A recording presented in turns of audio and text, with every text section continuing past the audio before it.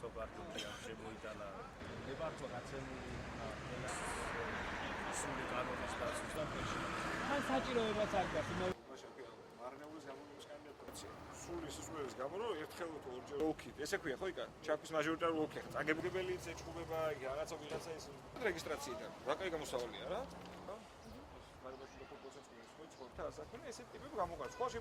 დღეს რო ელგუჯა ბაგრატიონს არა აქვს უფლება კანონმდებლობის შესაბამისად კენჭი იყაროს საკრებულოს არჩევნებში სასაცილოა, იმიტომ რომ ელგუჯა ბაგრატიონი დღეს არის საკრებულოს მოქმედი თავმჯდომარე. ამიტომ ბუნებრივია რაღაც უკეთესი მოიფიქრონ, ალბათ იქნება სასურველი მათთვის.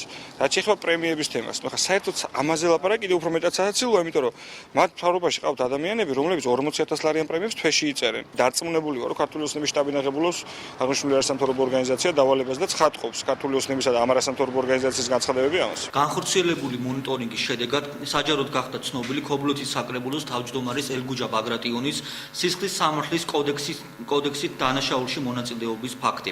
2014 წლის 28 მაისს ბათუმის საქალაქო სასამართლოს მიერ მოწოდებული ინფორმაციის საფუძველზე აჭარის ავტონომიური რესპუბლიკის უმაღლესი სასამართლოს 2004 წლის 21 თებერვლის განჩინებით ელგუჯა ბაგრატიონი დამნაშავედ იქნა ცნობილი ჯგუფურ დანაშაულში. ორგანიზაცია ერთიანი ნაციონალური მოძრაობის პოლიტიკურ საბჭოს მოუწოდებს დაიცვას დემოკრატიის სტანდარტი და ადგილობრივ ამომრჩევლებს მხოლოდ ღირსეული კეთილსინისიერი წარსულის მქონე კანდიდატების შესთავაზოს.